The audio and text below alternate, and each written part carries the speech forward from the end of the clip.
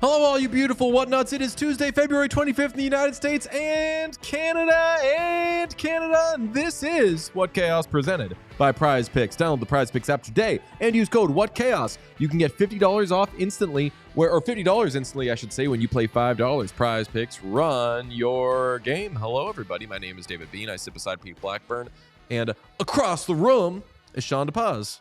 Hi, Pete. Hello. Hi. How's Paddington 2? Oh, Paddington 2 was amazing. Yes, Paddington 3, Paddington in Peru, was a little disappointing. It was a bit of a mess. They tried to do too much. It was never going to be Paddington 2, but I did have a good time. It was fine. It's a little, I don't know. They backslid a little too much for me, but I still had a good time. Can I give you a recommendation? Because I don't think you ever did this. What? If you want more of that Paddington 2 goodness, you don't want Paddington in Peru, because that shit don't got Sally Hawkins. You want Wonka, which was the Timothée Chalamet Wonka movie, and they had Paul King direct it, and really, he got like all of his crew.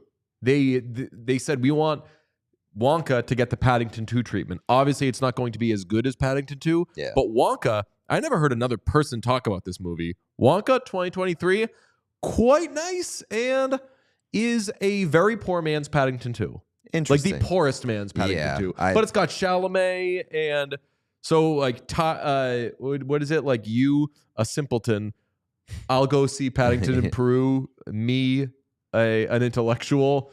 I'm watching 2023's Wonka. I will say, I'm a little surprised. Paddington in Peru is doing quite well on one Rotten Tomatoes. Well, if we've learned anything from the treatment Norris is getting, if you make good work, once people catch on, maybe a little late, they'll just say that the next thing you make is the best thing you make. It's why Mumford & Sons won. Didn't Mumford & Sons win Album of the Year or something? I don't know. You're leaning way too hard. I know. I don't dislike Anora.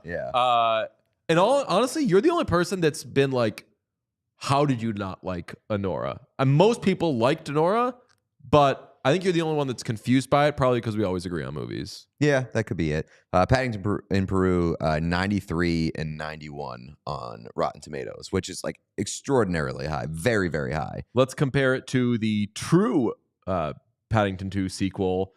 82% on Rotten Tomatoes is Wonka, and a 90% popcorn meter. I might watch Wonka on the plane on the way to Columbus this week. Wonka was good. Oh, yeah. Someone said, yep, Wonka. Oh, it's Elisa. What up, Lisa? Says Wonka was just Paddington 2 in a different flavor. Stacey Faye says Wonka was mid, in my opinion. All right. Very interesting. Pete, why don't you tell us what's on the show today? Today on the show, we have Zach Werenski joining the show today. Very excited about that. We're going to have him on. We'll talk about his potential Norris season. We'll talk about Four Nations. We'll talk about Stadium Series coming up this week. We also have Tkachuk Does Fallon. Tkachuk does Fallon, and he starts a discourse. Is Matthew Tkachuk the face of the NHL now? Discourse has begun. Keep talking. Okay, I plan on it. Then, broken swings. For real? We didn't get to that yesterday. We're going to talk about how potentially Four Nations is the home run derby of the NHL because it has broken several players for the stretch run of their season. We'll get into that. And then, finally, Inoslation? You are verbalizing the exact things that went through my head when I read this for the first time. Inoslation? Your brain hasn't caught up with your mouth, I'll say, because your mouth did a great job. Right, Sean? I will say, I don't know that I would have gotten this in hindsight if I didn't know what was it replaced. So, because there was something else, and then you changed it, and so I knew what it was about. Insulation? In insulation? We're talking insulation, folks. Nope. What is it? What's that last one? Yeah, insulation. Insulation. Do you know the word innovation? I understand what it was about. I don't fully understand why you went with a play on innovation. Because it's a very innovative slate we have tonight. I am interested. I guess we'll get to that. Yeah. But I don't really know why it's innovative either. It's an interesting slate. It's packed. I'll tip my hand. It's loaded. And has such a confusingly early tuck-in. I'll say this. Came into the office today. Sean greeted me by being like, DJ's a fucking bozo for saying that slate is unreal. Exactly how I put that. Did I say unreal slate? You said unreal slate. It is a good slate. Like, there is no arguing. It is a good to very good slate. I think there's definitely I probably overstated unreal. I think there is arguing that it is even close to a very good slate. I'd say it's very front heavy. The end of the slate is tough. Someone doesn't like an Olimata Bowl. Chad is booing you for the insulation. So we also got to say happy birthday to Pop Quiz and to Sean. Genius walks alone. Happy birthday to Pop and Sean. Okay. Matthew Tkachuk did Jimmy Fallon last night, and I knew that we were all going to have to watch it. I was excited to watch it. I think that if I were to pick someone to go on Jimmy Fallon off of Four Nations, I think that Matthew Tkachuk is a great choice. I knew it was going to be grab-assy in a bad way, and we can watch some of it and talk about some of it. But if you had high hopes, I'm assuming they were not met. How did you feel about it? It's not for me. It's not for hockey fans. It's for just like the general, like, who watches The Tonight Show at this point? I was going to watch it. Waxahachie was on. Well, I mean, if you're watching for the music, that's fine. That's a different experience. But like, who... it's a genuine question. Who is sitting down at 11 p.m. and just watching The Tonight Show every night? I'm assuming it's older people. I haven't watched a late night show. I used to watch Conan all the time when I went to bed on TBS. Mm-hmm. That was the extent of my late night TV viewing. I genuinely don't know anybody that watches. Well, I mean, before everything was online, at maybe 11, you'd catch a rerun of Friends or Seinfeld, and then around 11:30 when The Tonight Show would come on, you'd pop on The Tonight Show. Like there was a time where it was the obvious thing to put on the TV, but it is no longer obvious to put on the TV. Well, like, so I didn't mean it as like, who would watch this? Yeah. It's just, who watches The Tonight Show now? Like, who is it for? I think Catherine saying her mom was in her 70s. I think it's probably a lot of like older folk. Well, they're awake. Let's not forget that when Jimmy Fallon was given Conan O'Brien's spot, they really, I think, they were the first show I can remember doing stuff that went viral. Like, they were the first TV show I can remember, other than Saturday Night Live with Andy Samberg's digital shorts, that like things would make it from the TV to the internet and be talked about there. So 100%, yeah. Jimmy Fallon and what was it? It must have been called Late Night with Jimmy Fallon.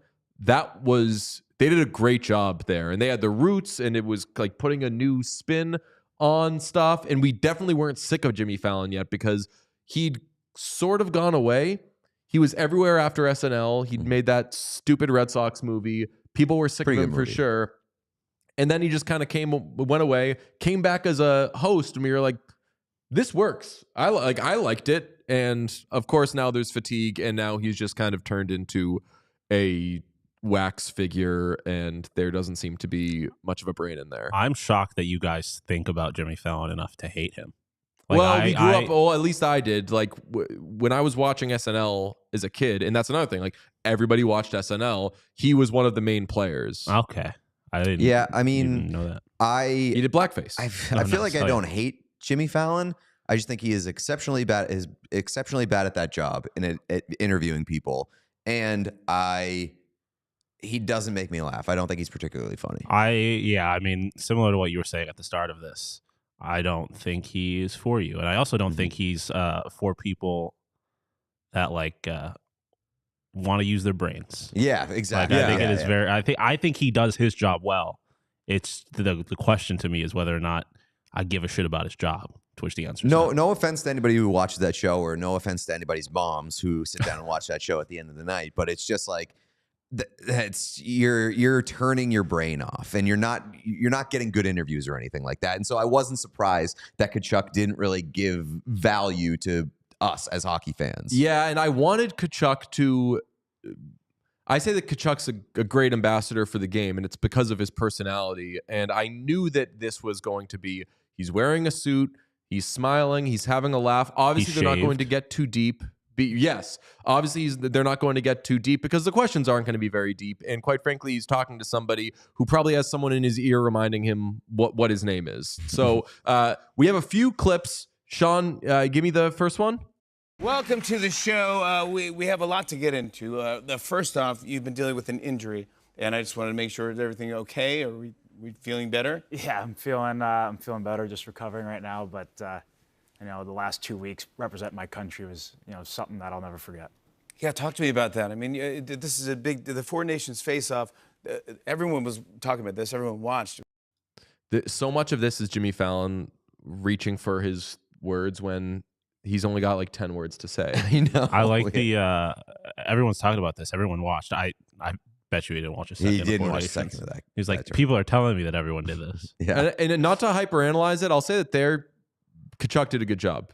Comes in smiling, like if he was like, hey, surprised you still have a face after getting in so many fights, he'd be like, well, maybe you better watch your mouth or you'll get in a fight. Like he would have been ready for all of that, but it just wasn't there for him. Give me the second one. But you said in some interview that it was the big one. It was the biggest. You hearing that? Nice. Continue. Game you ever played in? You won the Stanley Cup. Yeah. This was bigger? It really was such a big tournament and such a huge stage, and something that I'll never forget. And just the thing that I'm most proud of with that team was how much pride we showed in representing our country and being Americans. We're so lucky to be from this great country and to be able to represent. All right, so we got that in there. What a ham. If I didn't know anything about Matthew Tkachuk, I would not know from watching this that he is the shitster of all shitsters. No. That not only is he an incredible player, but he's the guy that you love if he's on your team and you hate him if he's on another team. I think that if you're a very casual sports fan who maybe lightly knows who he is, you watch that and you're like, yeah, see, hockey players are boring.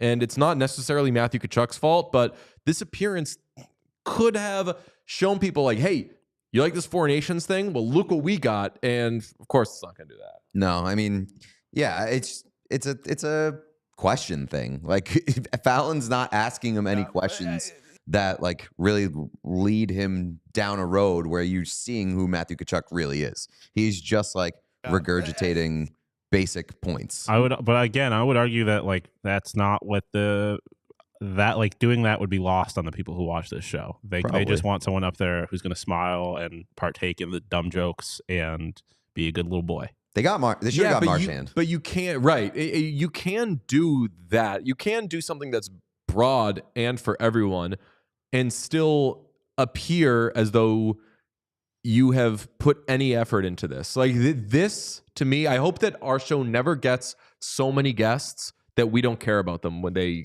come on. Like there's no preparation there. Mm-hmm. Especially as is evidenced from these next two ones. Give me the next one. But your dad is a legend. And he played 19 years and was one of the best players of all time and one of the best Americans of all time. And he unfortunately never got the chance to win the cup. And I don't think he would change a thing to see one of his boys lift that trophy. And one of the coolest moments I had was after that on the ice, having my whole family out there with me. And I don't know, I had the cup in my hands for some reason. This was after all the celebrating, and I got to hand it to him, and it was one of the most special moments in my life. Buddy, come on, Matthew, it's the best. He doesn't know his name. He does not know Keith Tkachuk's name. And I now I think we're sounding like a couple of angry bitches, but like a little bit. That it starts with like you're because he had talked about, he was talking about his dad, and he was like, yeah, and he's somebody, right? Yeah, it's definitely that, but it's also we are dissecting the lowest form of entertainment. I also would say that you could probably count the number of people on one hand who watched that show and also know who Keith Tkachuk is. So if you're like, your dad Keith's a legend, they'd be like, who the fuck is Keith? Yeah, but like Matthew sets up who his dad is. Like Fallon doesn't do any of that heavy lifting. He's just like, your dad. And he's like, yeah, my dad is Keith Tkachuk and blah, blah, blah, yeah, blah. I think, but like, I don't know. I don't think anyone gives a shit. Like, I don't think anyone watching this show, I don't think he could have done a good job and people would have been like, I'm going to start watching hockey. You don't think? No, I agree with that. But I also think that you can do a better job of disarming your guests rather than forcing them to basically provide their entire biographical information and then like not say anything that's meaningful. Sean, I can tell you, I have mailed in an interview before where it's about to start and I'm like, who's this person again? What position is they? Okay, yeah, good to go. Hey, Peter. Like, that's what that was. Yeah. Brother, get JT Miller on these. Come on. That would be incredible. Now, as somebody noted that the appearance wasn't to promote the NHL, it was to promote the Olympics on NBC next year. That's very interesting, and it sets up my favorite part of this whole thing, which is the fourth clip and final clip we'll do, Sean. I got to ask you about this because the Olympics coming up. I mean, is this a possibility? I mean, what are we thinking about here? Well, I mean, after this term at the Four Nations, I mean, first of all, there's so many great countries with so many great players. I'm going to play it again. I got to ask you about this because the Olympics coming up. I mean, is this a possibility? I mean, what are we thinking about here?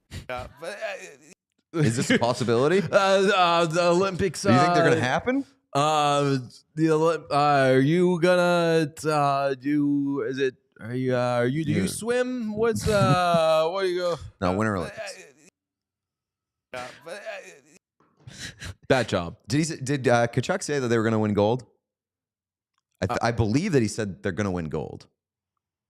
Why not? I mean, I'm just saying. I think that is like the thing to take away from that interview is that I believe he said they're going to win gold. Yeah, again, back to my point, it probably doesn't mean anything to anybody because they're like, you're American. Of course you're going to win the gold. Well, I mean, I'm saying like in terms of value for hockey fans. Well, yeah, I get that. But I'm saying like the people that are watching it probably don't mean anything to them. Are the Olympics a possibility? People are asking the question. That was definitely like Mr. NBC was like, you got to ask something about the Olympics. He's like, Well, all of this hits me in a not in a, like a particularly please like my sport-y kind of place, but I was doing our friend JD Bunkus's show this morning, and he asked, in America, does it feel like there is going to be a lasting bump for the NHL, or is it, hey, that was just its own thing, flash in the pan, and now that's that?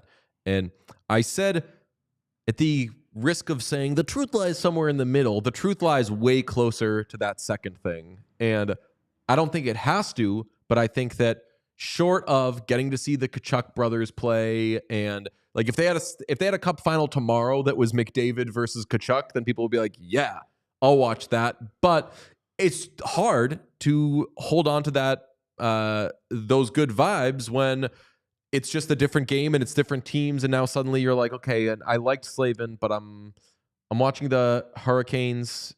I don't know any of these other guys there. The stakes are way lower. Stakes are lower, and this, maybe I'm cranky about Tkachuk on Fallon because this kind of confirmed that, like, yeah, the juice isn't as high as it was anymore. Yeah, well, yeah, but it was never really going to be. Like, Matthew Tkachuk going on, he would have to do an unreal job for me to be like, wow, Matthew Tkachuk is growing the game on Jimmy Fallon. The fact that he was even there is a nice little nod to him, but I think it speaks to a bigger point, which is that, like, we saw this with Four Nations, like, we're moving into a new generation of where hockey's at. Like, it's no longer TJ Oshie, it's the Tkachuks. It's the best on best, and the U.S. is a lot closer to Canada than they've ever been. And like maybe that in a bigger picture, in a bigger sense, helps grow the game and get more people in. But like Four Nations was not really going to do it on its own in a vacuum. You're going to need Four Nations setting the table for the Olympics and the World Cup. Right. And it's going to happen, or it very much can happen over the next 5 to 6 years with the repeated competition of best on best. But it was never just going to be Four Nations in and of itself. Who should they have got instead of Matthew Tkachuk for our purposes? Because Sean has noted, like, you weren't going to get what you wanted out of Matthew Tkachuk being on Jimmy Fallon. If we can say, all right, well then fine. If us requesting what we wanted means it was going to be lost on a lot of other people, fuck it. Let's just go all in. I want Connor Bedard sitting there being pissy to Jimmy Fallon and only talking about basketball. That would grow the game for sure. He'd be the first person excited about basketball in a while. What about you know what? In defense of that, I was talking to friends the other day about this. We have kind of shit on basketball and how much hockey stole the spotlight from basketball during the break. Let's not forget the biggest sports story of the last month was basketball. I'm not trying to shit on basketball. Yeah. I'm shitting on the players who play basketball who shit on basketball. I thought that was the funniest part of the All-Star weekend. I have no interest in doing like the please like my sport, whatever. Right. I'm very happy with my own fandom. I found it very funny that like Draymond Green would go, or like, and a bunch of other NBA players were like, yeah, this shit fucking sucks. Let's get rid of it. I will say, I don't think the NHL stole the spotlight from basketball. I think they they took a spotlight that was on nobody in particular because no one gives a shit about basketball. And whoa, like All-Star weekend? Yeah. Basketball. I mean, in general, their numbers are terrible. And people definitely still care about the I NBA. know. They're a big four still. But compared to the other two, no one cares about basketball. And I'm just going to say, we're some bitches today, man. All three of us are being a little cranky, not towards each other. I'm not being cranky. Nobody likes basketball. Nobody likes basketball. I didn't expect to hop on today's episode and like really, really critique Jimmy Fallon. We're doing the issues. Down his questions. What I was getting at is that people like don't care about basketball. They care about all the stuff that happens around basketball. So like, they like the trades, they like the offseason free agency, all that stuff, the drama. But like, no one gives a shit about the sport. Like, no one. I don't think more people are tuning into Lakers games. Like, I'm not going to start watching Lakers or Mavs games because of the trade, especially when one half of the trade immediately got injured. But like, I don't think anyone cares about basketball. I'd also like Sebastian Aho. Sebastian Aho might be my number one. Why are you trying to ruin the sport? I know. You're putting on the two most boring people of all time. So Seth Jarvis. Seth Jarvis would throw Jimmy Fallon for a huge fucking loop. And got to mention, Seth Jarvis is going to be on Face Off, the Amazon series in season 2. That's going to be must-see TV. Only Absolute because must-see TV. I'll be honest. I want to see Seth Jarvis on there, but I want to see his friends on there more. We saw Seth Jarvis at his friends at Four Nations. That's what I'm saying. Yeah. Oh, yeah. Seth Jarvis probably runs with a crazy crowd. I mean, yeah, his pack of friends was not totally what I expected, and I love that. It's just like a bunch of like kind of dorky guys. Yes, that's what I'm saying. Like, fantastic. I absolutely love that. But yeah, Sebastian Aho. I mean, honestly, if you're seriously trying to get more eyes and excitement with hockey, put Biz on there. Like, Biz would have been a better guest. Minus he is their competitor. Sort of, but they don't have NHL rights. Yeah, no. They're kind of out of the game. I guess that's true. I was more like a TNT versus NBC thing. I mean, NBC higher up should be mad that TNT basically took the NBC people and like had them do a good job. Like, gotta look in the mirror. They probably look at Liam McHugh and they're like, "What happened?"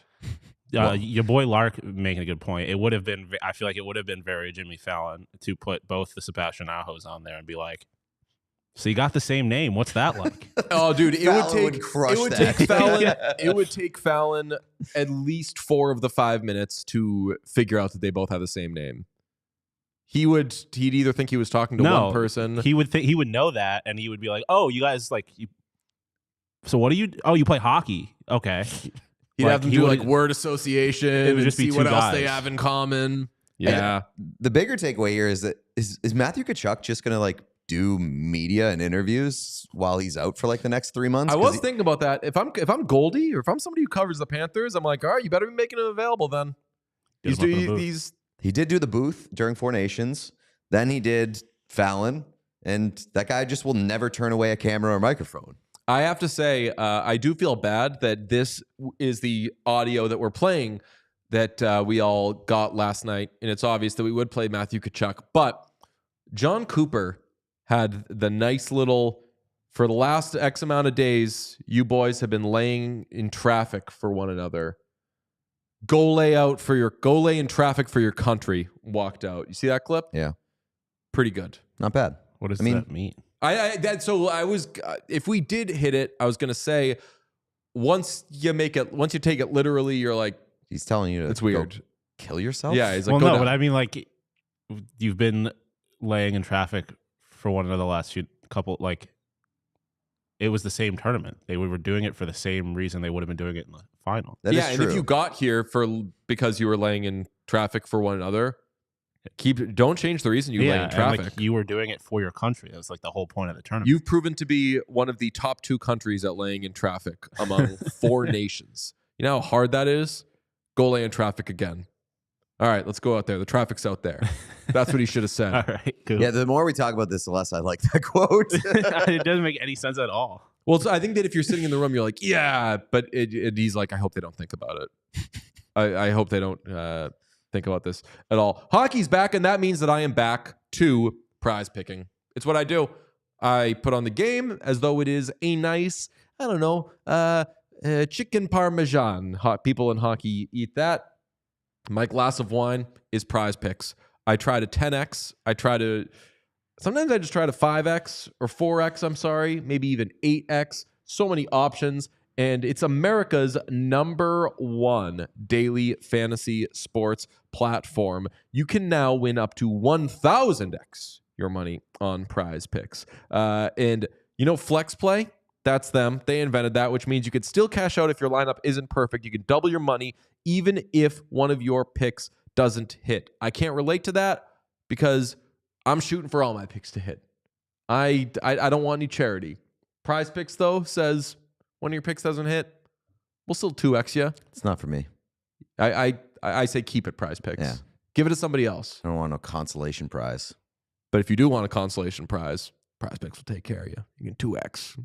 2x is not bad. Me, I like to 1,000x. I've never done it before, but it would be incredible. Hey, well, what's the highest x we've hit? It's been a while. We've 10x'd before. We've 10x'd. I want to say we 10x'd on like one of our first lineups. And then we've been chasing that ever since. I think, yeah, did we? Maybe Bruins. Playoffs. It might have been a Bruins Maple Leafs thing. So maybe we jump in there tonight. Sign up today and get $50 instantly when you play $5. You don't even need to win to receive the $50 bonus. It's guaranteed. Are you sensing a theme here? Prize Picks doesn't care if you win. They care that they give you stuff. That's nice. Prize Picks also offers weekly promotions that can lead to big payouts like Taco Tuesday. That's each Tuesday. Prize Picks discounts select player projections up to 25% to provide even more value for your lineup. So download the app today and use code WhatChaos to get $50 instantly after you play your first $5 lineup. That is code WhatChaos. $50 instantly comes your way after you play your first $5 lineup. Prize Picks, run your game. Well, if you're like Matthew Tkachuk and you're like in the South Florida sun, or you're in New York, where all the blinding lights of the Times Square and the cameras and the lights, and the Big Apple, you need a pair of Shady Rays because they'll protect your eyeballs from the sun and the cameras. Are you shitting me? That's right. That's right. So get ready for the season ahead with quality shades built to last. Our friends at Shady Rays have you covered with premium polarized sunglasses that won't break the bank. Shady Rays is an independent sunglasses company that offers a world-class product rated 5 stars by over 300,000 people. Their shades have durable frames and crystal clear optics, making them the perfect choice for all outdoor adventures, including playing hockey outside at the Stadium Series this weekend in Columbus. And they've got hundreds of options to choose from, so you're bound to find the perfect pair to match your style. They probably have a style in your team's favorite colors. We found them. DJ's got those orange Oilers glasses. Pretty hot. And if you don't love your shades, which you probably will, but if you break them, you can exchange them for a new pair or return worry-free within 30 days. There's no risk when you shop. Their team has you covered with personal and fast support. And exclusively for our listeners, Shady Rays is giving out their best deal of the season. Head to shadyrays.com and use code AC35 for 35% off polarized sunglasses. Try for yourself the shades rated 5 stars by over 300,000 people. Declan says Shady Rays so the car lights don't blind you. Oh, As you lay in traffic. As you're laying in traffic. Yeah, okay, yeah. So that's very good. On the subject of Four Nations, there was a guy who was maybe, I don't know how you say, the best player in the tournament. I call him Zach Werenski, and he joined us just yesterday to chat about Four Nations, about the Columbus Blue Jacket season, about that little run for the Norris he's on, and his old friend Seth Jones. Could he become a new friend? Let's listen. Let's bring back friend of the program, the great Zach Werenski. What's up, Zach? Not too much. Appreciate you guys having me back on. Thanks for coming on. 3 points in your first game back from the break, so good thing that stupid Four Nations shit's over with, huh? No, yeah, it was good to be back. We're in a good spot here, so as exciting as Four Nations was, it was also exciting to get back with the guys and make a push for the playoffs. So yeah, I had a lot of fun that first game. Something we realized during that tournament was that Four Nations was for sure going to affect voting for awards in the regular season. So when you had the tournament you had, first of all, if USA won, you might have been MVP of the tournament. But when you had the tournament you had, we were like, oh yeah, you were already going to be a Norris finalist. But man, you were really one of the names that people were talking about an absolute ton coming out of that tournament. Did you feel all this extra attention on you and just, I don't know, like you couldn't have expected that going in? Yeah, I could definitely notice it a little bit. I mean, I play in a smaller market here in Columbus, so whenever we get any media attention, it's definitely a little bit different. I feel like on that stage, with how much media that tournament got, I definitely felt it. But I try not to think about it too much. I wanted to go there and win and just, play well and do what I do. And I felt like I did that. It's unfortunate the result at the end of it, but I was happy with how I played. I was happy with how our team played, and just super grateful for that experience. I mean, the tournament blew everybody away from just like an entertainment standpoint. But what was it like off the ice for you, being with a bunch of different guys, and like you said, just the media around it, and how many people were actually paying attention to it?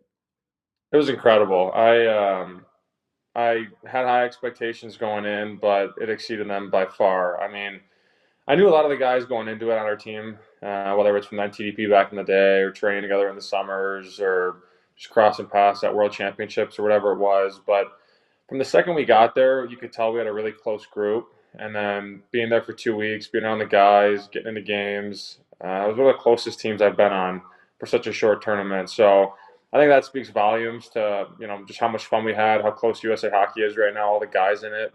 And then in terms of just like media attention and the games and the atmosphere and the crowds, it was incredible. It was the most fun hockey I've ever played. And yeah, I don't know. I mean, that final game versus Canada, when we were driving to the Garden, the police escort, all the USA jerseys outside. Like, I don't know if I'll ever be in a cooler situation in hockey. So it was incredible. Dude, we were doing a live show before across the street from the Garden, and you see the jerseys. We had like USA jerseys, we had Canada jerseys just hanging up behind us. People did not give one fuck about the show we were doing. They were coming up offering us insane amounts of money to just buy the jerseys because you could not find a USA or Canada Four Nations jersey anywhere. This thing blew up to the point of so much bigger than anybody could have thought. I want to ask about, I know that group texts were a big thing via the Tkachuk brothers. Were any of you just like showing each other shit that you were seeing on your phones about whether it was Joe Rogan, whether it was Trump tweeting about you guys, of like, are you seeing what like X is saying? I don't say X to mean Twitter. Like, I mean like insert person here is saying about this. Yeah, a little bit. I mean, like, you couldn't avoid it, right? For some reason, and I guess for good reason, after that Canada game when the Tkachuks fought and Miller fought, and McAvoy has a good hit on McDavid, and Larks has a big goal in the second period. Like, after that whole game, I feel like everywhere I looked on social media, whether it was Twitter or Instagram and even TikTok, like I don't use it too much, but when I went on there, it was just all hockey and all USA Hockey, and probably because that's just my algorithm, I guess, is USA. But you'd see like the Trump stuff and Joe Rogan talking about it, and Stephen A. Smith and First Take and all these people just talking hockey, which was incredible, right? You usually don't see that. Saw some of the funny memes. We were showing each other on the bus. I wasn't in the group chat with the Tkachuks and Miller. I don't know about that one, but we were a close group, so we were sharing stuff in there, and it was fun to be a part of. Speaking of meaningful, I wanted to ask you earlier on, but I just forgot. Could you hear the Johnny Hockey chants in the final? Because the chants at TD Garden would either be from Canada fans cheering for Canada or USA fans chanting for USA. And the loudest chants of the night were Johnny Hockey because everybody there could agree, hell yeah, Johnny Hockey. Could you hear that during the game, and what did it feel like? Yeah, I could hear it. It was loud. It was just an incredible moment. Like you said, I feel like it was either USA or Canada, and then at a certain point there, it was just everyone chanting Johnny Hockey, and I felt like that's what the hockey world's all about, and that's what makes it so special. It's something everyone could agree on, and as players, kind of makes you emotional. He's a guy that a lot of us on that team knew very well, and his wife Meredith was there at the game that night, so I thought that was super special. It was awesome there hearing that. So it's a credit to the hockey world and the fans for recognizing that and doing it together. So I loved it. What was the energy and situation around the team when all the Quinn Hughes stuff was going down? Because trying to follow that from the outside was like, what is even happening here? Yeah, I didn't really know too much on that. Obviously, we would have loved to have him. He's one of the best players in the world, so that would have been awesome to get him there. But I kind of had a feeling it wasn't going to work out just because the rules with Canada and Makar and Harley, and we had 6 healthy D, so I kind of thought that was the case where he wouldn't be able to play unless someone else went down. But yeah, it was definitely a little bit different once we kind of heard he was coming, and then he wasn't coming, and kind of all over the place. But you just try to stay focused and go about your business. I mean, like I said, we would have loved to have him there. He's a hell of a player, but it just didn't work out. What was it like being back with Torts? It was good. Yeah, definitely different having him as an assistant coach rather than a head. But I loved it. Me and him have had a great relationship for a long time, and I enjoyed spending a few weeks with him. I feel like for him, it must be like his son is all grown up now. And like this season in particular has been, I don't want to say breakout season because you've already been a star player in the NHL, but this season really, obviously you're having a career year and will get a ton of Norris votes. An obvious line for me to draw is that you have a new coach, but how do you explain why this season has been so much better for you? Yeah, I mean, I think a lot of guys on our team are really stepping up right now. You look at Marchenko, you look at Kent Johnson, Sean Monahan when he was healthy. I really haven't done too much differently this year. I feel like just guys I'm playing with are really taking steps forward. Adam Fantilli's taking a big step, Cole Sillinger. So I feel like for me, like nothing really has changed except the fact that the guys I'm passing the puck to have a ton of confidence right now, and they've taken steps forward. So I just try and go about my business, do what I do. But we're in a good spot here in Columbus. We have some good young skill, and guys are taking steps. And I feel like the game's just been a lot easier for me this year just with the guys I'm playing with. You're a huge team guy, so I know that you're probably not going to say, like, yeah, I want to win the Norris so badly. But if you win the Norris, that means your team has a Norris defenseman. So that's good for the team. How do you feel about that award, and do you think about it much? I try not to. I mean, I feel like with the year I've been having, it kind of gets brought up a lot, or I notice it. It's one of those things where I really just want to make the playoffs. It's been a while since I've played in meaningful games. We're in a good spot here. I think we're tied with Ottawa for a wild card. We're 2 points back of Detroit. We have them, twice this week in Detroit and the Stadium Series. So that's my focus for the most part. I feel like if I'm being talked about in the Norris conversation, just like you said, I'm just helping my team win then. That's all that means to me. And it's an individual award, an individual recognition, but I feel like that's just team success and having the guys around me. And, it's one of those things where, of course, I'd love to win a Norris at some point in my career. And this is probably the closest chance I'll have or have had. And it's definitely exciting, but I'm definitely trying not to think about it. I feel like when you think about it and get caught up in it, it's kind of consume you a little bit. So I'm just trying to enjoy the moment, enjoy the games we're in, the spot we're in as a team, and just have fun the rest of the year here. What's it like been playing under Dean Evason? He's awesome. Yeah, he's been fun to play for. He keeps it light in the room. You can see, I'm sure you guys have seen the highlights of him when we score, just jumping up on the bench, punching our coaches. He brings like that excitement to the room. It's like he's in it with us, and I've really enjoyed that. I think the best thing about him that I've noticed so far this year is just how he treats us. He treats us like pros, treats us like adults. He understands that everyone's different, and whatever it takes for you to show up ready for the games, he's all for. And I've really enjoyed that about him. Was there any point in the offseason where you were like, when are we getting a coach? Because we were doing shows weekly being like, Blue Jackets still don't have a coach, by the way. Not sure if that's a strategy on their part, and we kind of found it perplexing. And then you hire Evison, and we're like, oh, yeah, that's a good hire. That makes sense. Were players ever asking, like, are we getting one of these at some point? A little bit. I mean, I would talk to like Boone and Goody and some of the veteran guys about it, like what they're hearing. We had new management.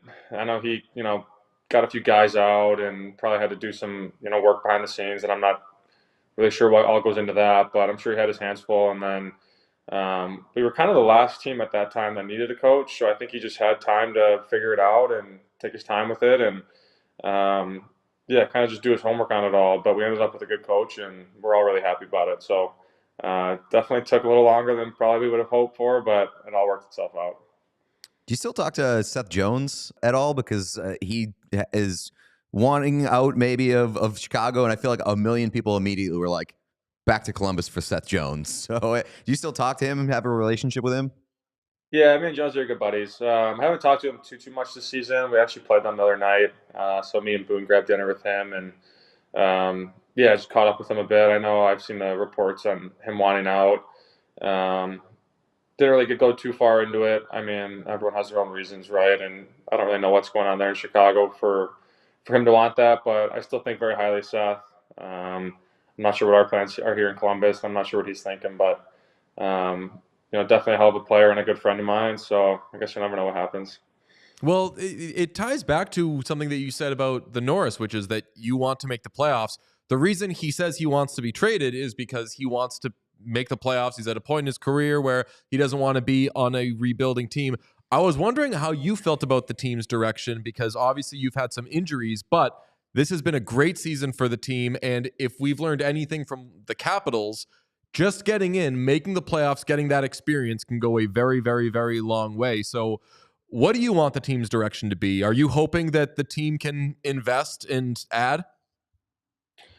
Yeah, I mean, I think it's one of those things where I would love for our group to get experience. I mean, I think right now we're getting a ton of experience just playing these meaningful games down the stretch here. I think that's, so valuable. You understand really how hard the league is right now when teams are fighting for points and you're fighting for positioning and fighting to make it in. The first, 50 or so games, it's kind of just the regular season, and from here on out, it feels like playoffs for us. So I think this is valuable for us. I think it's valuable for our young guys to see how hard the league really is. And then in terms of the deadline, I'm sure Don will do what he has to do, and whatever he sees fit, I'm good with. But I haven't made the playoffs in a number of years now, so it's definitely on my mind as well. It's one of those things where I feel like I'm ready to make the playoffs and be an impact player in it. I don't want to wait too much longer. I mean, obviously, I want to make it this season, and we're going to push for it. But I don't have too many years left to waste, so that's kind of where my mindset is. I need to play in the playoffs, especially after tasting the Four Nations and seeing the excitement there. I'm all in on making the playoffs, so I'd obviously like to see what Don has to do about that. I mean, you've had a lot of highlights this year, but I think one of my favorites for you came off the ice, and it was after the Patrick Laine stuff and you responding and defending Columbus. And a lot of that did feel like just being really sick of people dumping on Columbus from the outside. And how much of that was it? Because like when we talked to you last year, you very much seem like a guy who is passionate and loves that city and loves that organization.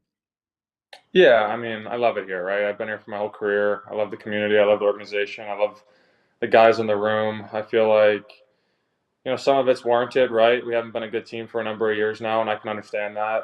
I just felt like for a player and an ex-teammate who was here with us for a while to do that, I just thought was unnecessary. I mean, I'm not going to go too far into it. I don't have anything against Patty. I just thought his comments were offside. And I wanted to defend my teammates and our organization and pretty much just say that's not what we're about. We want to make the playoffs and we want to be a better hockey team. And I understand that, the last 4 or 5 years we haven't been in that position. So like I said, I do understand some of the criticism. But it definitely doesn't come from the guys in the room, because the guys in the room are all in, and we're doing whatever we can to make the playoffs, and we want to become better. And yeah, it just didn't sit right with me at the time. Another one of the guys in Four Nations, by the way, that people were like, oh, damn, like we knew this guy was good, but we didn't know he was this good, was Dylan Larkin. And I know that that's your guy, and we've talked about a lot of your Michigan teammates. How much did it rock just seeing him show out? It was incredible. I texted him on that Sunday after the Canada game. He scored the game-winning goal in Montreal, and I was just like, man, what a moment for you, right? Like, he's been a guy that's been loyal to Detroit. He loves it there. He's the captain. They've gone through some tough times. He hasn't really played meaningful hockey in his career, really. I think his first year he made the playoffs for 4 or 5 games, but it's been 9 years since. So for him to kind of do what he did in that setting and score the winning goal at the Bell Center and play the way he did the whole tournament, I was just so proud of him as a friend. You know, he's worked so hard for that, for those moments. He's a big-time player and just hasn't had the chance to play in those big games yet, and I think he showed everyone what he can do, right? He starts the tournament, I think, on the 4th line right wing, and by the end of it, he's playing first line with Austin and Brady, and yeah, just as a friend, I was just super happy for him. Another one of those guys, too, that everybody was like, damn, Jacob Slavin. What was it like? I mean, the USA decor is unbelievable. Basically the whole decor was awesome during that tournament. But Slavin, I think, got a lot of recognition for his stick work and how good he is as like a human eraser. What was it like watching and kind of pulling from his game a little bit? Yeah, I mean, I think when you play against Carolina, he's a guy that doesn't give you much, right? Like, they're an annoying team to play against, and he's probably one of the most annoying guys to play against, just because there's nothing out there offensively when you play against them. But when you play with them, I think you even gain a whole new respect for it, which is crazy, of just how little he gives up. And if he, let's say he does get beat with a pass or something, he recovers with his feet so well. So he's really not giving up anything ever, which is incredible, because it's the best players in the world who will continuously make plays all the time, and he just seems to be shutting them down. So I definitely tried to learn some stuff from him. He's such a good person too, right? Getting to know him for a few weeks. I was just super impressed with how he handles himself, how he goes about his business, how he plays the game. He's not a flashy player, so he might not get all the recognition he deserves. But I think that tournament definitely opened more eyes or opened more people's eyes to how great he really is. Yeah, he was a huge rock for us back there in the back end. It seemed like you could put him out there in any situation, and he was going to go kill a play. So, yeah, hats off to him for the tournament that he had. To an extent, it goes a little hand in hand with the tragic loss of Johnny Gaudreau, but how much has the arrival of Sean Monahan meant to this team?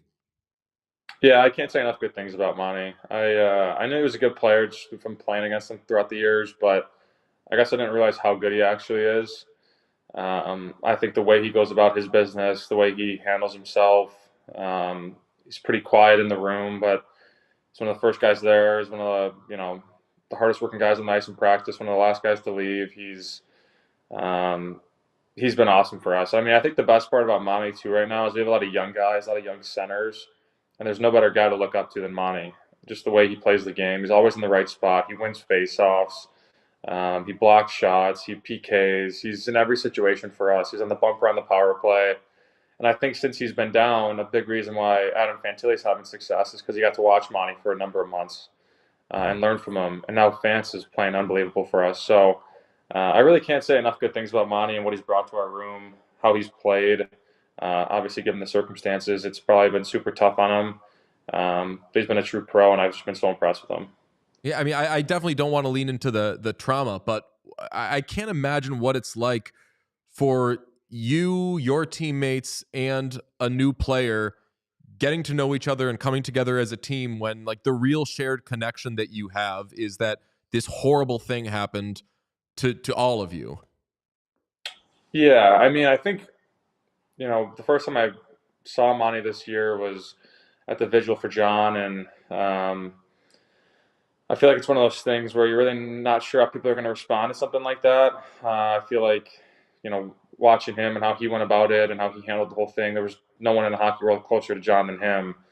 I feel like we all learned so much about ourselves, about how he was handling it, about how he goes about his business. I learned so much from just watching him deal with this. and get through it and be around and be the person he is and the player he is. Like I said, I really can't say enough good things about him.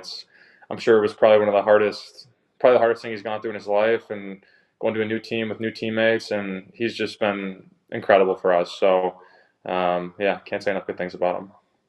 Yeah, I feel like Monahan also is like very probably spiritually very much like Columbus and the Blue Jackets, where it's like kind of understated, kind of quiet, but then when you pay attention, you're like, oh damn, didn't know they had it like that. And he's just, it seems like a perfect fit, and I'm happy that like it seems like it's working out. I just, staying on the ice, you guys are a different team when he's out there, and it just shows how good and important he is to that team. So. Yeah, no, 100%.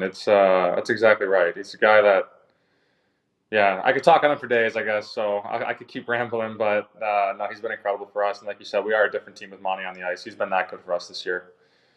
I believe the last time, I'm probably wrong on this because I'm wrong about most things, but I believe the last time you played at Ohio State, you had 2 goals, I think, for Michigan against Ohio State. Is that correct? Sophomore year? Yeah, I think so. It was actually at Nationwide.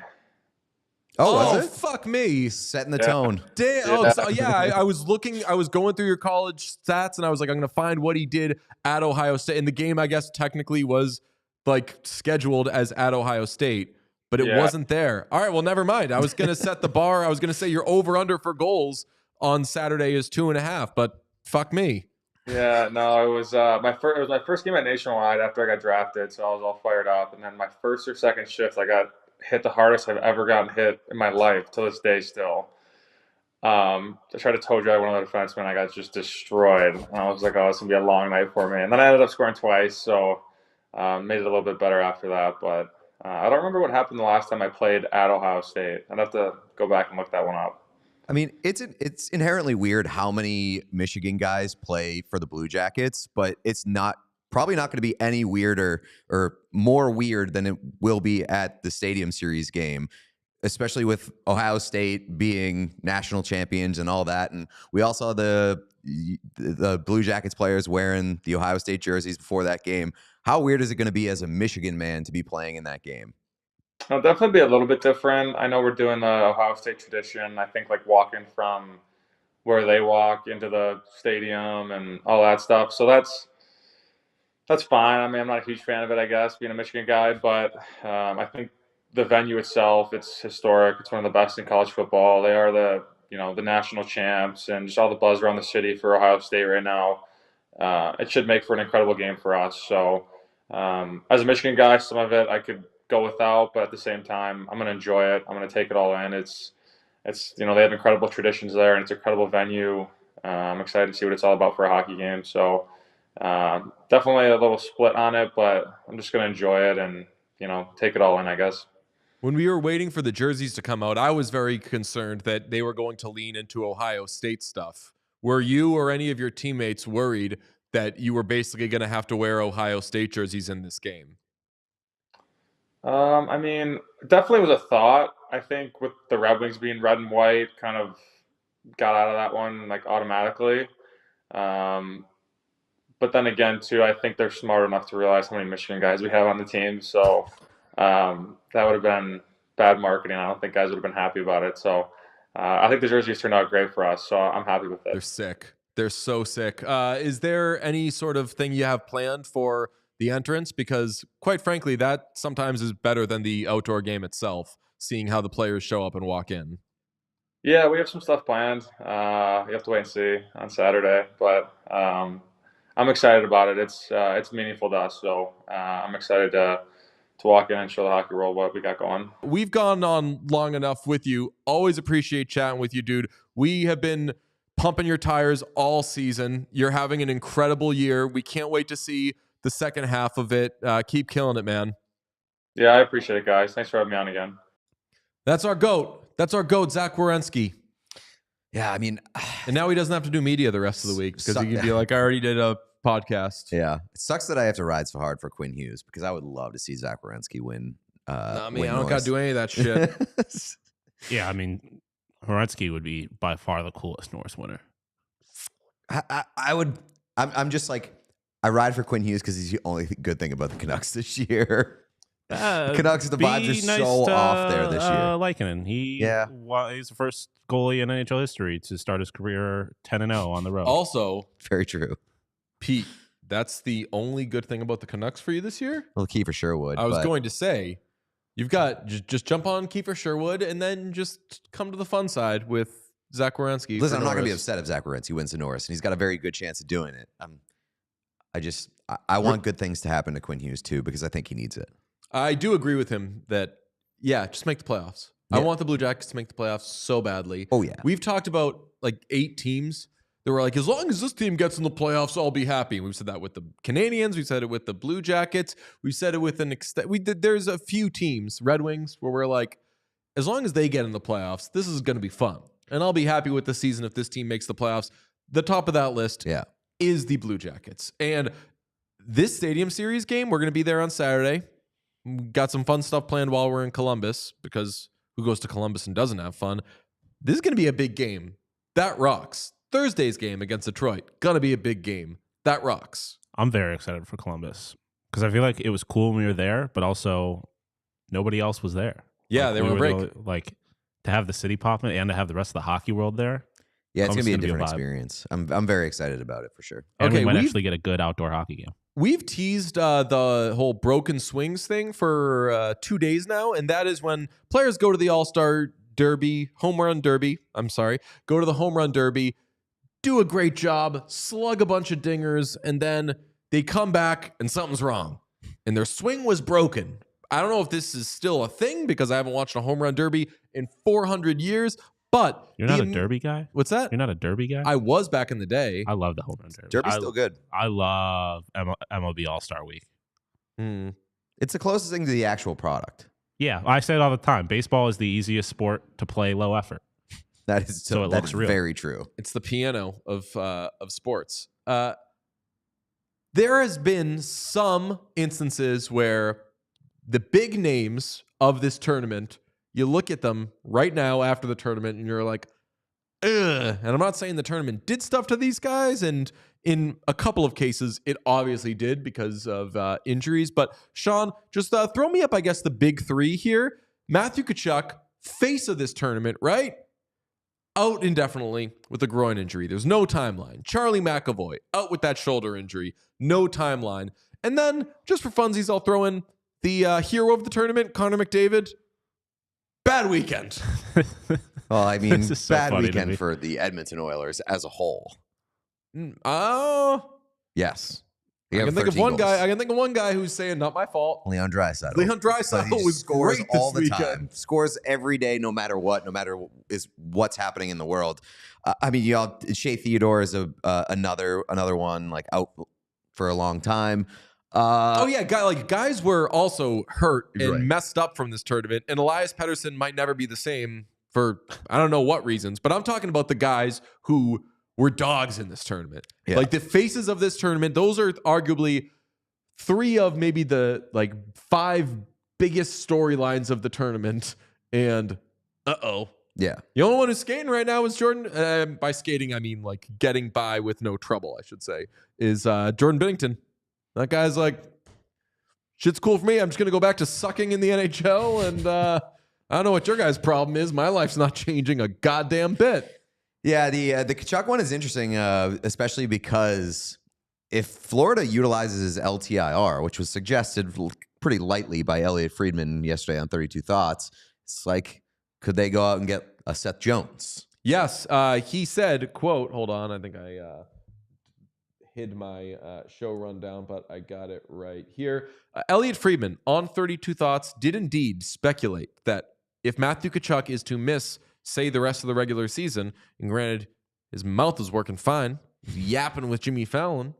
I kid. Also said he feels fine. He's been saying that since he got injured. I said it during the tournament. I was like, don't be surprised if Matthew Tkachuk is more hurt than they're leading on. Just a little bit of a liar. And then he plays in the final and immediately realizes that he can't go. Elliot Friedman said on 32 Thoughts, Florida needs another defenseman, a right shot. They've been looking for a right shot all year. This is my Elliot Friedman impression. I'm speaking so fast. They've been looking for a right shot all year, and I admit I haven't looked into the future of how all the pieces would fit, but from a pure hockey point of view, I wonder if Florida tries to do it for Seth Jones. Boy, oh boy, that would rock so much. And we know that Seth Jones is not a top 10 defenseman in the NHL, nor is he a top 20 defenseman in the NHL. But if you don't have to make Chicago retain that much, let's say $2 million a year, you would have to pay a lot to get him. But Panthers in absolute business. I'm talking about minutes being eaten in the playoff, Pete. What the hell you know about that? Yeah, well, I mean, I think the big question that discussion brings on is, are you taking Seth Jones and his contract at 30 years old over Aaron Ekblad at 29 years old and what it might cost to keep him in Florida? I do not love Aaron Ekblad. No, me neither. But I mean, there's reasonable reason to say you shouldn't love Seth Jones either. No. But Seth Jones, in the scenario I laid out, Seth Jones makes $9.5 million, I believe. Mm-hmm. $7.5 million for Seth Jones is steep, but it is not particularly bad. And with the cap going up so much over the next 3 seasons, that contract is going to age just fine, because I don't think that Seth Jones is suddenly going to not be able to skate anymore. Yeah, I mean, he does have a lot of mileage on him. Obviously, Ekblad has his injury issues, but like I think that Ekblad is a better defensive player than Seth Jones is. Ekblad is a better player than Seth Jones is, but I don't know. It depends on what the contract's going to look like. But for this group, if you can add Jones and know that it's not going to be a horrific financial situation going forward with him, yeah. I mean, if money's being returned, once the cap went up, I mean, that was like the first thing that we talked about after the cap went up was like, okay, teams, trade for Seth Jones. And Blackhawks, retain if you want, but they're going to have to give you stuff for. Okay, now Blackhawks, you can retain and get something good for Seth Jones. The whole conversation with him changed when we got those cap projections. So Florida is scary. If they add him, it's worth keeping an eye on. But yes, off the Tkachuk thing and playing in the final when he was injured, I did find Josh Morrissey's comments this week pretty interesting, because he basically said exactly what a lot of people were criticizing Matthew Tkachuk for. Is like, if you are that injured and you feel like you can't play, which, you know, that opens up the discussion. Did he actually think that he could play? Like, did he put himself more in front of the team than he should have? Do you have the Morrissey comments? All right, this is what Morrissey said this week. To me, that was the biggest game of my life, and I didn't want to miss that game. It was, like I said, it was crushing. But at the same time, you know, when we were at the rink sitting there and, you know, things weren't improving, you know, it would have been selfish of me to go out there and you know, hurt the team with that, you know, we can't dress 7, you know, all those things. So. Yeah, so that was Morrissey after not playing in the final, and Tkachuk playing in the final, and then not being able to go and leaving USA shorthanded. Yeah, well, Tkachuk did at least. I mean, he was clearly far worse off, but was it game 4 or game 5 against the Golden Knights in the Stanley Cup final where he straight up sat, and we were like, his body has to be absolutely dead. Somebody in the chat even noted that when Tkachuk says that he feels fine, knowing what he plays through, he's lying, or he could be lying. He could actually feel fine, but if he doesn't feel fine, he would be saying that he feels fine. So yeah, I mean, that's a tale as old as time. Like guys staying in games with concussions or whatever, and it's like, all right, you're burying a lot of priorities, which should be your health and which should be your team. Bergeron got that too when the Bruins flamed out after their like record-breaking season. It was like, should Bergeron have forced himself back into the lineup when they seemed to be doing okay without him, and then he clearly wasn't himself when he came back. Are gamers selfish? Yeah. Embrace debate. In a way, yeah, they are. Sean, you're nodding yes. Yeah, got to be a little bit. Okay, another part of this is Don Sweeney said, on Sunday that Hampus Lindholm is out for the season, likely. He has been dealing with a knee injury, and I'll tell you what, there are a lot of Hampus Lindholm haters out there. I am not one of them. You can think that he's not the greatest defenseman in the world, but he was definitely one of the best defensemen in the NHL 2 seasons ago. I do not dislike his contract. I don't really dislike too much about Hampus Lindholm. He hasn't been what he was, but at the beginning of this season, he was off to a good start. He was one of their better players. They have missed him. He's in the third year of an 8-year deal with a $6.5 million cap hit. He is a big part of what that team is. With him not coming back, and he had been skating, with him not coming back, I want to get to something that Megan Ottolini brought up the other night. I was doing television at NBC Sports Boston, and we were talking about the Four Nations face-off stuff, and she said, does Charlie McAvoy being out indefinitely give the Bruins the excuse to basically declare themselves sellers, start selling now, and say, well, what do you want? The Wild Doctors messed up our team. You can't get mad at us. You can't fire us. Everyone wants the Bruins to sell anyway, so no one would be mad if they did sell. But I think the front office has raised an interesting question. Like, should the front office feel like, ooh, we might be safe here. We've got a scapegoat, so let's just do it. Unfortunately, I think the answer is probably yes. Like, there is enough reason now to be like, and I think if you pay close enough attention to this team and no puck, like, from the start of the season, you're like, okay, this team clearly has its warts, clearly has its issues. But as the season's gone on, they've also been struck with some bad luck with Lindholm and McAvoy now. I think it gives the front office enough of a reason, if they didn't have one already, to be like, okay, this is not going well. We are not in a good position here. And like Sweeney's comments mentioned, they're not going to be aggressive. That signals to me that they are acknowledging, waving the white flag a little bit. If we make the playoffs, it's not going to be because we bought at the deadline and bought for our team. I do think it gives them more armor than I think they deserve, but I still think it gives them some armor. Sean, do you have any of the Sweeney stuff? Could you play the clip of him just talking about the deadline? I think we'll take a much more cautious approach as we approach the deadline. That being said, if there are opportunities to improve our team now and certainly moving forward, whether that's positional shifts or other teams are trying to identify that we may have a strength at, we will look at all opportunities to improve our team now, but more importantly, moving forward. Meaning trading away players and trading in players potentially? Yeah. I mean, it's just stuff that happens during this period of time, and it may plant a seed for the draft and beyond. I don't say this often. Good job, Donnie. Yeah. Good answer. Like, hey, so you mean you would trade guys?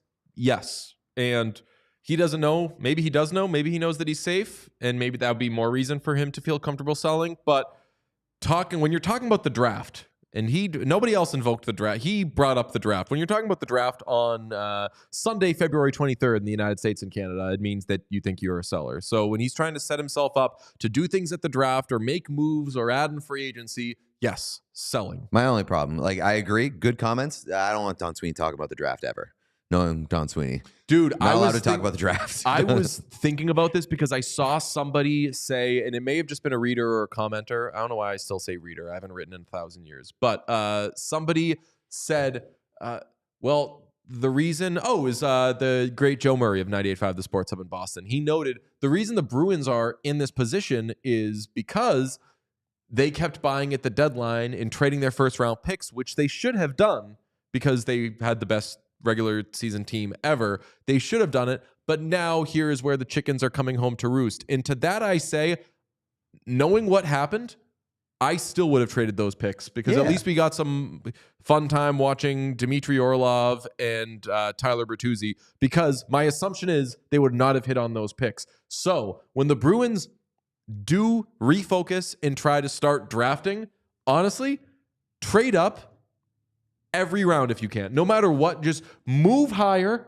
and take whatever central scouting says is the next best guy. Do not put any of your own thought into it. If you end up with the 13th overall pick, trade to 9 and take the 9th best player. Disagree. Yes. No. Yes. It's a weak draft. That's the reason I wouldn't do it. Okay. But normally, just take your own thinking as far out of it as you can. Don't get creative. Don't have a guy that you like that has more upside. Just go in order. And I understand that was Jakub Zaboral, but take whoever the other people say is the best player. My counter to that would just be get a better scouting department. The scouting department has clearly led them astray. They're not going to do it, though. They should. You're talking about things they should do. Yeah. They should get a better scouting department. Yeah, okay. That's what they should be doing. With me. Just chalk. just go chalk. I mean, yeah, sure. If you're not going to get a better scouting department, don't go off your own scouting who has led you astray, is what I'm saying. Like, you got to go one way or the other. And as a Bruins fan, heading into this trade deadline, I agree with you saying that I don't regret what they spent to get in years past because they had a window and they were going for it. And yes, now you're in a position where you don't have any cups to show for it and you put yourself in a bad spot. But that's the risk that you're taking. I'd rather them do that than be the Carolina Hurricanes where we believe in our group, Carolina Hurricanes before these past couple seasons where they're just not making any big shakes and they fall out anyway. Where I'm at right now is if they can use this deadline to get not only sell, but sell for guys who are going to factor in beyond this season, that's what I want to see. I want to have a better idea in the second half of the year as to what this team is going to look like next year versus what it was in the first half. They have a big one tonight against the Maple Leafs at home, which, Sean, you noted.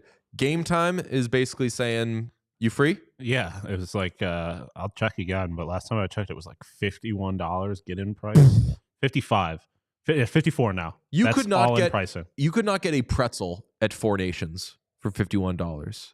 That's how buzzing it was at the Garden. Interest is low, but that's a little side tangent. So you said make the trades. Marchand? No. You don't trade Marchand? No.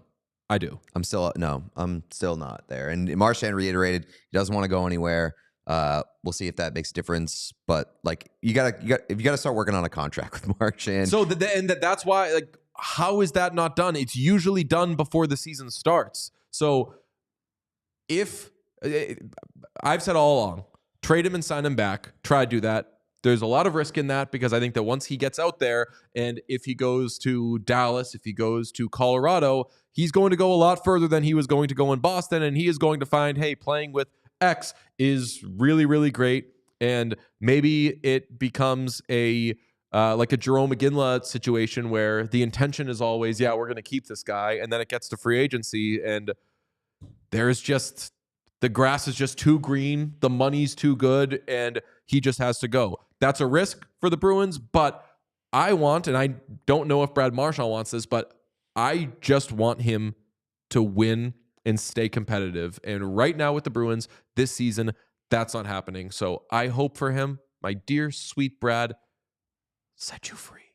Yeah, I mean, I agree, but I also think that this year may not matter. 1 year may not matter that much to Brad Marchand. And I think that by trading Marchand, you're indicating there's a reset versus a retool. Yeah. And I don't think the Bruins are willing to do that. And I don't think that Marchand is going to be so upset by missing the playoffs 1 year that he would bail on Boston. Yeah, the captaincy element of it is what's tricky too. And who's behind him is what I made that point before.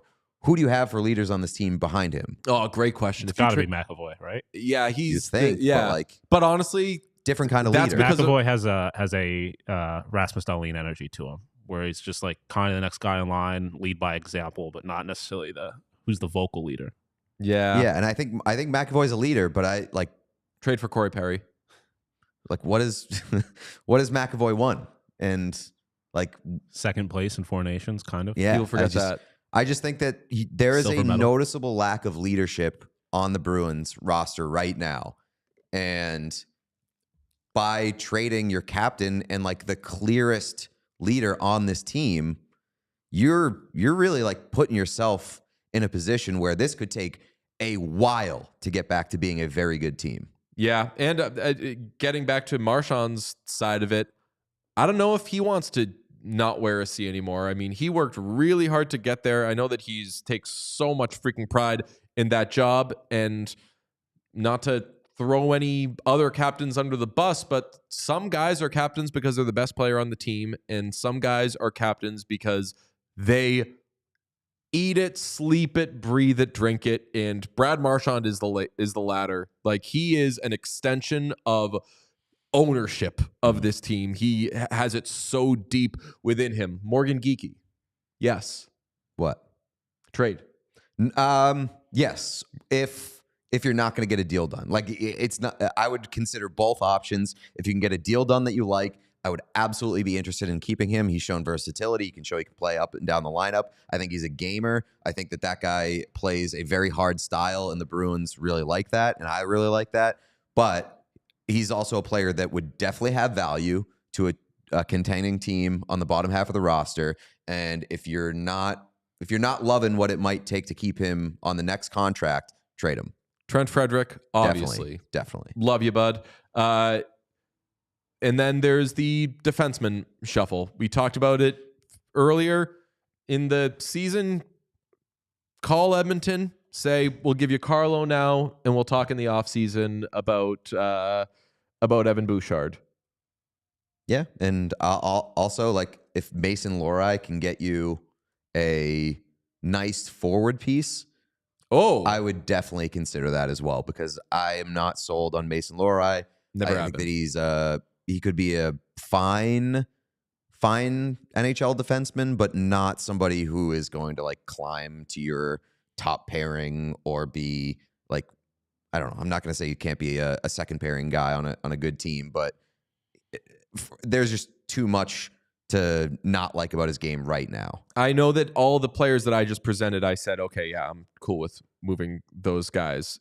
Geekie is the one for me, because we talked about him before, where my biggest hesitation with moving him is you just don't have a lot of forwards. And if you're going to get, I don't know what you would get back for Geekie. Him, I would have it depends on what I get back. And it also, of course, depends on what I get back for Brad Marchand. But I think that you would get a good return for Carlo. And I think that it would set you up to make a bigger splash in the offseason.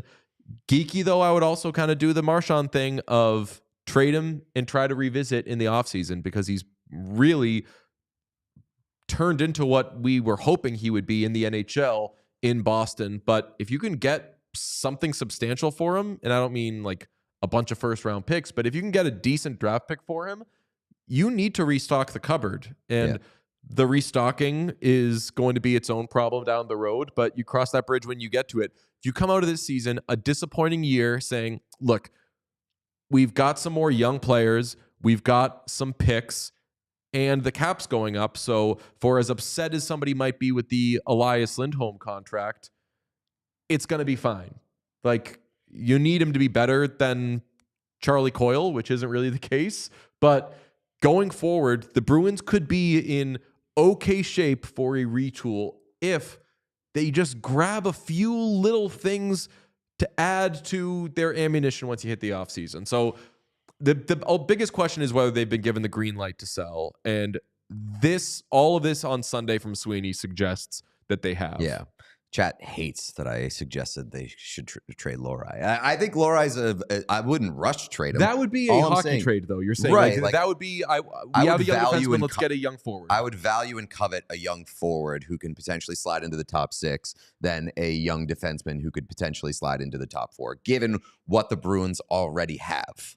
Yeah, we're talking about it from the perspective of the Bruins, but this is a situation so many teams find themselves in, where they're fringe playoff C, and do you stand pat? Do you do nothing? Do you keep building what you have, or do you move some pieces off and try for it next year? The Bruins aren't in the process of building something right now, is the difference between them and a Columbus, who's also a fringe playoff team. Like, those sorts of teams, you say, look, if you want to stand pat, that's fine. Your guys are going to get experience. Right. Hopefully you can get them into the playoffs. If not the end of the world. The Bruins, this isn't phase 1 of any sort of project. This is like phase 9 of the last project, and that's winding down. So position yourself to pivot in the offseason if you can. Let's get to a slate grade, Sean, shall we? Give it to me. Before we get into this one, can I talk about the slate last night? Yeah. Slate last night Shout out the Winnipeg Jets. I did not know the Winnipeg Jets had won 10 games in a row. I did. I did not. I know did that. because part of the other side of the swings being broken is that Kyle Connor had 10 shots on goal the other day and scored the game winner in the shootout for their 9th straight win. He's just fine. Getting scratched a wake up call? Question mark. I just think there's seems to be a lack of talk about the Winnipeg Jets kind of flying under the radar, no pun intended, and we're definitely guilty of that. We haven't talked about them a ton, but like, damn, shout out to the Winnipeg Jets, first in the NHL as of today, unbelievable. That and Central Division, man.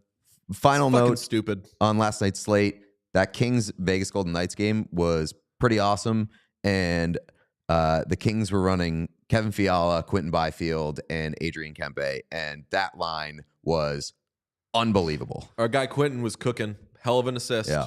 The guy can play. You know what I've started Kings doing? are a good team, man. I've just started looking up goals I like. That's like I'm becoming either an old guy or just a nerd or whatever. But last night I had a fresh YouTube. You know what that is? It's when you're at youtube.com. Nice. And it's like, look, we're going to suggest you some stuff, but you got your pick of the litter. What do you want? You got to go to youtube.com, not logged in. Oh, Then it's just a complete wild. my west. buddy Rich told me about something, and I've applied it to the What Chaos YouTube, which is it automatically, no matter what you're searching, it doesn't make you an algorithm. Yeah, it doesn't say the history. Yeah. Love that. But I went to a fresh YouTube yesterday, typed in Connor McDavid, Game 6, Western Conference Finals. Remember that goal that he scored in the first period? It was like through two guys, like through his legs. It was like there was so much congestion right in front of the net. And he just somehow got through it and scored. That guy is pretty good at hockey. Yeah. Good goals. Olivia said, shout out to the Jets for almost beating the Sharks, XOXO. They just wanted to make history because the wild stat, the Jets became the first team in NHL history to win consecutive games after trailing in the final minute of regulation. That reflects poorly on the NHL. That's unbelievable. That might be more unbelievable than Alexander Ovechkin breaking Wayne Gretzky's record.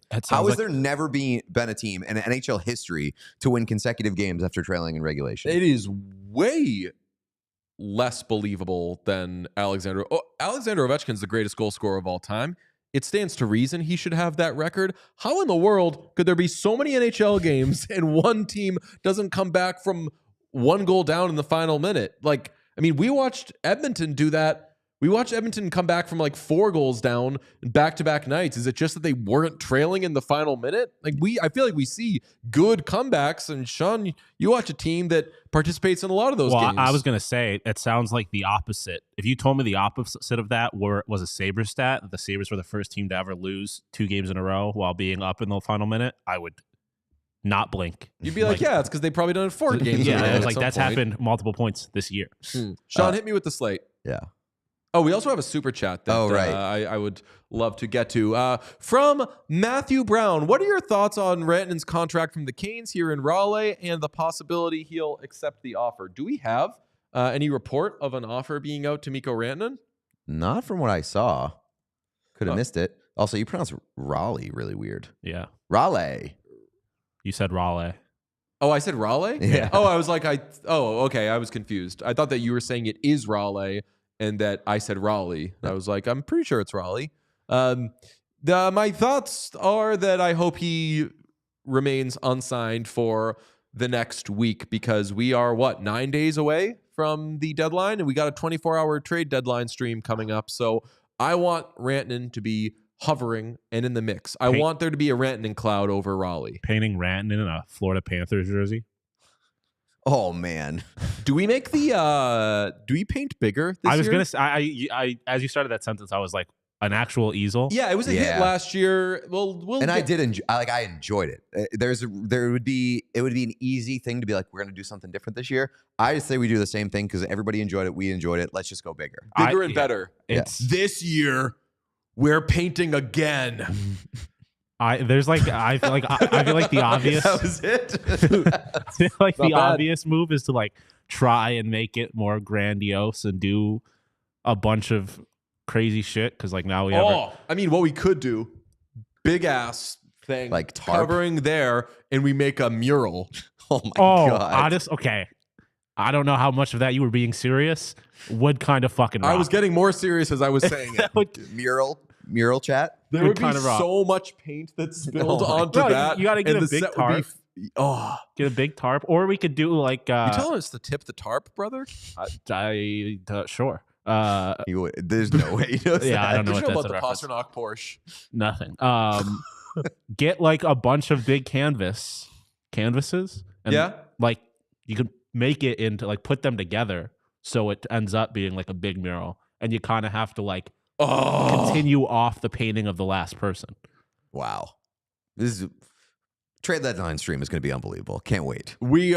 Should we bring someone in here to pay attention to the hockey stuff? Because the three of us are just going to be like arguing over like painting and. I thought you were going to go the other way. 24-hour trade deadline / painting stream. You ever see the people who like will live paint portraits at like a wedding or something like that? Yeah. Like have someone in here just live painting the trade deadline stream. Like 24 hours of just straight painting. Kendrick Lamar performed on the Ellen DeGeneres show. Shout out. The late Ellen DeGeneres show. And he performed these walls while a couple danced and a man painted them. That rocks. Yeah, it was amazing. And then Jimmy Fallon came out and he was like, yeah.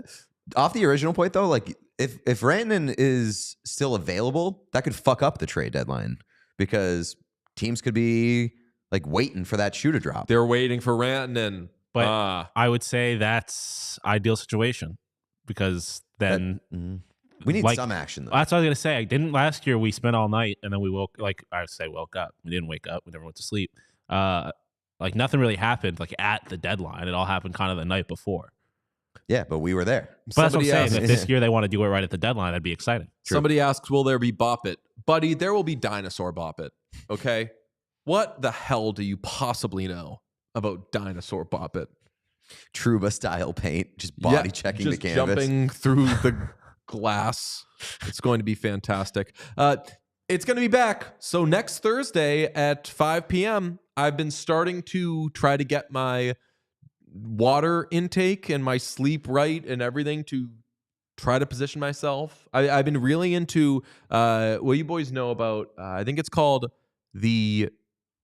called the Mountain Water. It's a green glass bottle. It comes in a glass bottle. It's a big ass glass bottle and it tastes so good because this water has just only been in. You're not getting any of the plastic or anything. It's amazing. I'm going to get 3 of those for each of us so we can stay hydrated. And you're going to be like, fuck, where'd you get this water? Maybe. So we're going to have everything. We're going to have painting. We're going to have water. We're going to have really... someone in the chat is going to know what I'm talking about and they're going to freak out. They're going to be like, yeah, that stuff is the absolute best. Sean, hit me with the slate. Can you explain to me why it's innovative? Yes, because there are so many games and we have one game after 8 p.m. and it's at 9. That is a horrible behavior. That is a ridiculous structure. This is innovation that does not excite. Right. Yes, exactly. What car company is that? Nissan, maybe? Also, their car innovation doesn't excite either. What does? I think that Nissan? No, I'm saying like what cars do it for? Like what cars excite that we're like talking about like that honestly, run the only car that excites is the Cybertruck. That's kind of what I was thinking. I was just like, that's the only thing that really piques my interest. I mean, there are good cars though. No, there are, but they're not running commercials for them. Ooh, there's no like a McLaren commercial on. Well, I mean, I just mean like lower luxury type cars. Oh, are yeah. Still like, I'm not a car guy, but like if they want to talk, like if Mercedes wants to be like innovation that excites, I'll be like, okay, Mercedes, good car. Nissan. Shut up about cars. Kelly says water tasting on live. We got to do one of those things, the cardboard thing, and there's all the Voss. I don't care if it's bougie. It's the best water I've ever had. Like waters do taste different, and Voss is awesome. Oh, we got to do water tasting. Yes, the where they're all there, and there's the straws. Dasani, Aquafina, Liquid Death, Mountain, the Pine Mountain. Yes. Yeah, or the Mountain. Poland Spring. Good water is good. I'll tell you what. The other night, I was drinking good. I had at the concert, I had a Liquid Death, and then when I got home, I was sipping that green bottle, and I was getting green. I was getting no water that was touching plastic. Now, how will we drink it? Because if we're taking solo cups, Would that yeah, that plasticifies it. Not, and I'm not worried about that the straw. quickly, though. What's that? Not that quickly. How about? I think you got to drink it out of its container. That's part of the experience. Like Liquid Death comes in a can. You got to drink it out of the can. But then we're gonna know that it's Liquid Death. Yeah. I guess that's true. But no, you do straws, so you don't necessarily know. Straws that reach across the room, or we could just simply lie down and then trust one of the other ones of us to pour the water into our mouth, and we'll know what we'll be like. Yeah, but you just got to make sure, Sean, don't crinkle the can, bro, because I'll hear that. That's why I think you just got to set it up. Or you could do glass, like glasses. Glasses. We'll wear glasses when we do it. glasses. Has anyone seen my glasses? I can't see a thing. We'll do stuff like that. It's gonna be a blind taste test. No glasses. All right. Who cares about the slate? Thanks for. I'm just kidding. 7 p.m. U.S. Eastern. We have the Maple Leafs, the Boston Bruins in a Felix Potvin Bowl. Something I didn't consider. Also, Katie O'Keefe said you did suggest basically just waterboarding each other. Yes, I know. Waterboard grade. That we were Throw a lying towel down over and their trusting faces. someone to pour water on us. Yes. If I were to go to this game, I would root for the Boston Bruins. Like it's never crossed my mind before that I could go. There are situations in which I can go to a Bruins game and root for the Bruins. Did Jay Baruchel put you on game when he was talking about rooting for the Bruins against the Canucks? Well, we did talk about this a little bit yesterday, and then it just kind of dawned on me that like if I was there, I would like 100% be rooting for the Boston Bruins. Leafs hate? Just out of Leafs hate, yeah. Because someone did point out to me on Twitter that in this bizarro world in which pretending the Sabres actually have a chance of making the playoffs, we would want the Bruins to lose. I don't really care about that. Ooh. Someone says, we're getting a lot of water puns, which is fantastic. I like Zach Hydrate Man. Someone said, milkshake tasting in old-timey costumes on the 24-hour. Sure. Milkshake Listen, testing? You're not going to... It's not built for longevity. I'm going to drink milkshakes regardless. I'm going to drink... Put a vanilla milkshake in front of me. I'm going to drink it. I'm going to like it. I'll drink it, but there's a 90% chance I fall asleep. That's a good point. That might be a little treat for the end. Yeah. Oh, At I don't 4 hate p.m. that. Maple Leafs at Bruins, 7 p.m. That is a Felix Potvin Bowl. Then you got the Ducks at the Sabres, 7 p.m. in a James Reimer Bowl. Mm-hmm. Hurricanes at James Canadiens. Reimer revenge game? What's that? James Reimer revenge game? Is that not where he started this season? After starting it with the Sabres? I think Detroit. No? No, Right. he started with the Sabres, then I think he went to the Ducks, and I think back to the Sabres. Oh, I think okay. you were right. Hurricanes at the Canadiens, 7 p.m. That's an Eric Cole Bowl. Mm-hmm. How do you like that, Pete? Better than an Ian Cole Bowl. How do you like a Jaromir Jagr Bowl? Because you're getting that 7 p.m. Eastern when the Penguins take on the Flyers. Flames at Capitals in a... Jaromir Jagr Bowl. Flames at Capitals also in a 7 p.m. That is a Andrew Mangiapane revenge game. Andrew Mangiapane revenge game. Stars at Blue Jackets, 7 p.m. Eastern. That's a Matt Duchene Bowl. Mm-hmm. I like that one. Oilers at Lightning, 7:30 p.m. That is... God damn it! It's on ESPN. I warned you, yeah. That is a Corey Perry. It's a Corey Perry Bowl. Rangers at 7:30. Rangers at Islanders, 7:30 p.m. That's an Anthony Duclair Bowl. You got a Kraken at Blues. Kraken at Blues. That is a Vince Dunn Bowl. Oh, it's a Vince Dunn Bowl. Very good. That's at 8 p.m. Vince Dunn revenge game. Panthers at Predators at 8 p.m. Obviously, that is a Jonathan Marchessault Bowl. Mm-hmm. And the Red Wings at the Wild in a Thomas Vanek Bowl, also a Cam Talbot Bowl. And we'll be tucked in at the early time of 9 p.m. Eastern with a Blackhawks at Hockey Club Ole Mata Bowl. I'm shocked that's not an ESPN game. Utah? I feel like they've been putting Bedard and Utah Hockey Club on ESPN Plus all season long. That's true. Wasn't that I think that was the first game this season, right? Wasn't it the first game they showed? I believe sounds so, right, yeah. I wouldn't be surprised if they had that game and they were like, yeah, no, y'all can keep it. Yeah, interesting. Okay. Sean, I initially, because you revealed my texts, Pete style, I initially said unreal slate tonight. Better And text than address. I will be honest, I had not finished reading the slate. I just saw I was gonna say. I saw Maple Leafs Bruins and initially was like, whoa. And then I was like, oh, I forgot. That doesn't really matter anymore. I saw Hurricanes Canadiens, very excited for that. Flames at Capitals, super pumped for that. Capitals are hotter than a flame right now. Stars at Blue Jackets really excites me. Oilers at Lightning, that's an awesome game. Oilers fucking stink right now. They're on a road trip where they are just booty ass. So I want to see what they do there. Kraken at Blues, no. I don't really care. But Red Wings at Wild, I'm into. And then I'm not getting tucked in well. I'll be honest. I do not care about Blackhawks at Utah. I'd only be watching that one for Utah. There is Mad Men in my future tonight. There's I almost, oh my God. I came very close to starting Mad Men from the beginning last night. And was fucking don't, the best dude. Time. I'm not going to shame you for taking so long to watch Mad Men because I know that when you weren't watching Mad Men, you were very aware. Yeah, it's going to be the best. Everybody says it's the best. I'm going to love it. You've saved it for making 2024 and 2025 the happiest time of your life. So I am very jealous of you, happy for you. And I am filibustering because I just don't know what to do with this slate because it is a good slate, Sean. No, it's not. It's not unreal. It's not good. The second half of it is dog shit. It is half good. Like the front, it is so front loaded.